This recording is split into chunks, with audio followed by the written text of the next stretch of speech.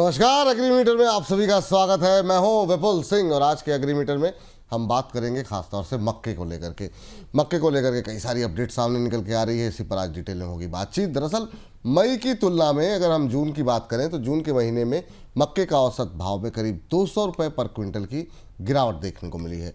इसी पर थोड़ा और डिटेल एनालिसिस करते हैं कि अभी क्या स्ट्रेटजी होनी चाहिए। हमारे साथ इस एनालिसिस में जुड़ रहे हैं पैराडाइम कमोडिटी एडवाइजर्स के सीईओ बीरेन वकील सर।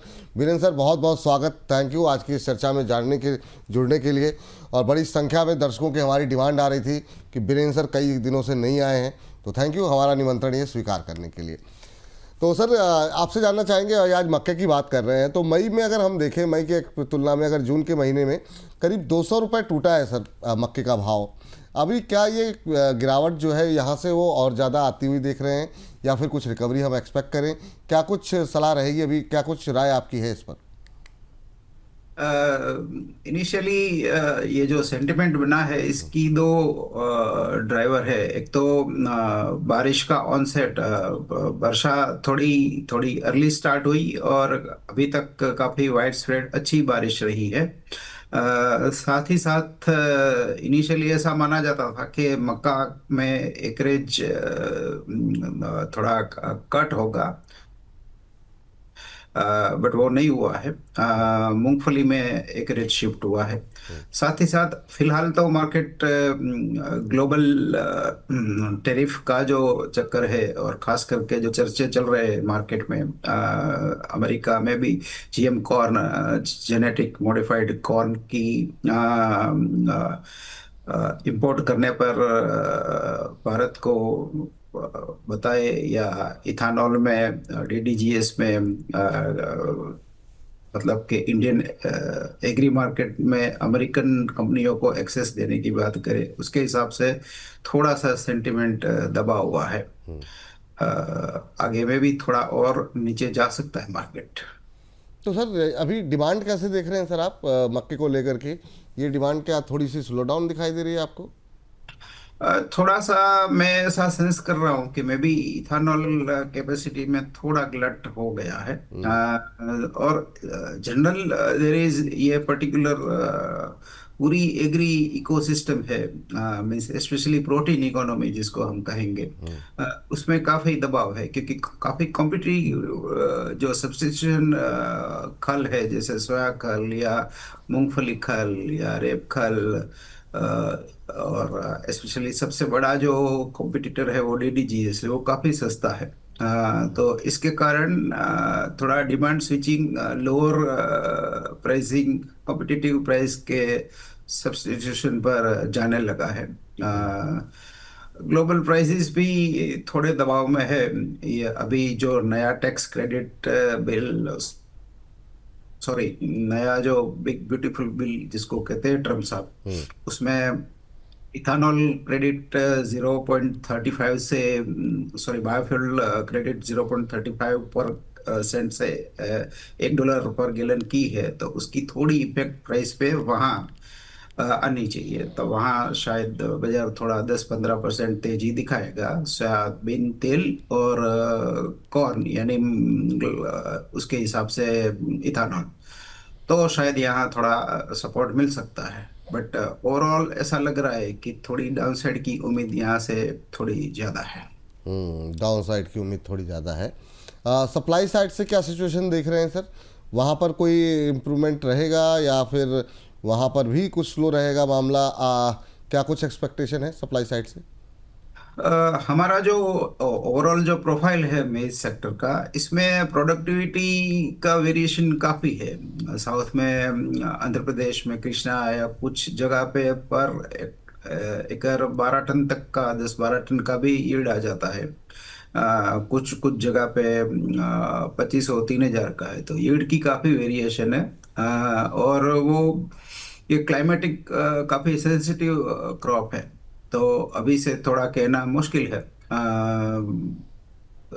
इसकी जो रबी फसल होती है वो यील्ड में काफ़ी स्टेबल रहती है, बट खरीफ फसल में मॉनसून डिस्ट्रीब्यूशन, बारिश और टेम्परेचर, ये काफ़ी इसका रोल रहता है। तो खरीफ में इसका जो सिनारियो है वो प्रोबेबली सितंबर एंड में या लेट अगस्त में शायद क्लियर होगा। हम्म। सर यहाँ पर जो सबसे ज़्यादा चर्चा है वो है इंडिया यूएस डील को लेकर के। अब यूएस की तरफ से भारत में कृषि प्रोडक्ट को लेकर के बाज़ार खोलने की डिमांड लगातार हो रही है। क्या आपको लगता है पहले तो ऐसा होगा क्या, और अगर ऐसा होता है तो इससे भारत के मक्के के बाज़ार पर क्या असर आप देख रहे हैं?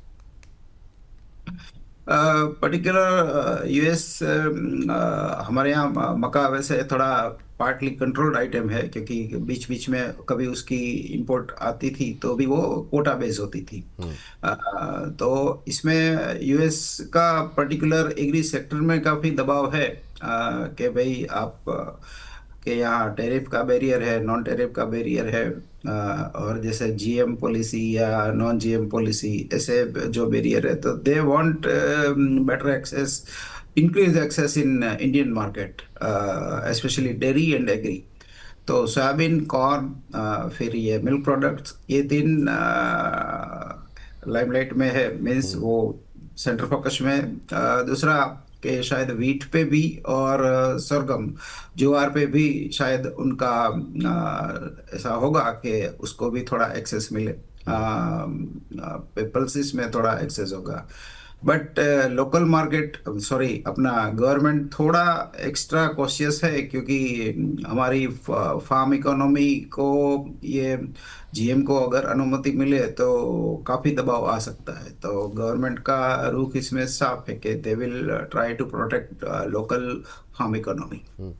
चांसेस क्या लग रहे हैं सर आपका, चूँकि काफ़ी लंबा अनुभव है?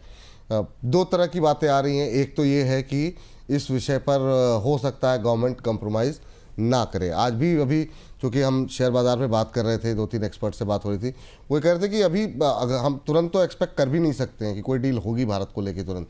हाँ, कोई मिनी डील जैसी चीज़ हो सकती है जिसमें क्योंकि यूके के साथ तो सर काफ़ी लंबा चलने लग गया, तो यूएस के साथ कोई बड़ी डील होगी ऐसा संभव नहीं है। तो क्या ये चीज़ें अभी टाल दी जाएंगी या अग्री पर कोई फैसला हो जाएगा जो अभी इमीडिएट फैसला होना है? आपकी एक्सपेक्टेशन क्या है एग्री को लेकर के? इसमें जैसे आपने कहा कि वक्त काफी लग सकता है।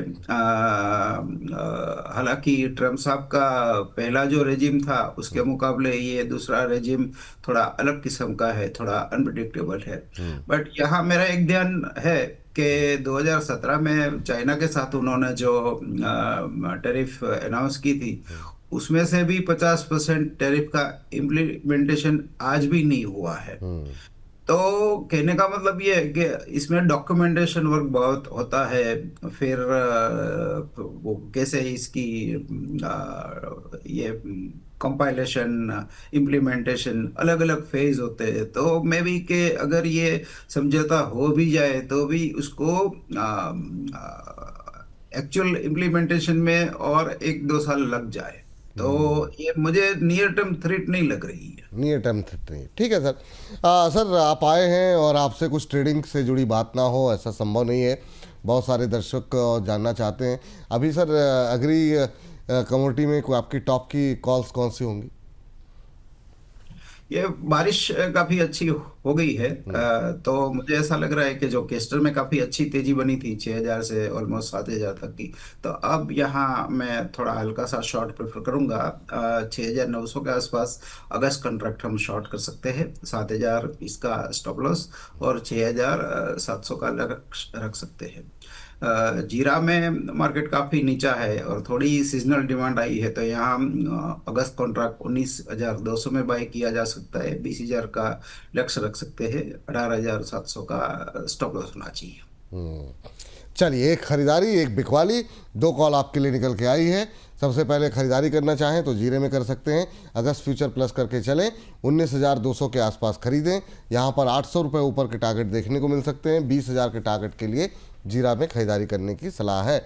एक स्टॉप लॉस अवश्य फॉलो करें, 18,700 का, 18,700 का स्टॉप लॉस जहां पर दिया गया है। सेल कॉल कौन सी निकल के आई है उस पर भी निकल कर एक नज़र जो है स्क्रीन पर लेकर के आ जाइए, उस पर भी एक नज़र डाल लेते हैं। कैस्टर सीड में अगस्त फ्यूचर बेचने की सलाह है, यहाँ पर 6900 के आसपास बेच के चलें। नीचे की तरफ आपको 6720 तक के लेवल देखने को मिल सकते हैं। एक स्टॉप लॉस अवश्य फॉलो करें, वो 120 रुपये ऊपर 7020 का स्टॉप लॉस यहाँ पर दिया गया है। बहुत बहुत शुक्रिया सर, वीरेंद्र सर, आज की इस चर्चा में जुड़ने के लिए और अपनी जो है तमाम राय देने के लिए। उम्मीद करते हैं आगे भी आप व्यस्त कार्यक्रम में से थोड़ा समय निकाल के हमारे दर्शकों को देते रहेंगे। कोई डिस्क्लोजर आपकी तरफ से? नहीं, मेरा कोई इसमें एक्सपोजर नहीं है। बहुत बहुत शुक्रिया, बहुत बहुत धन्यवाद।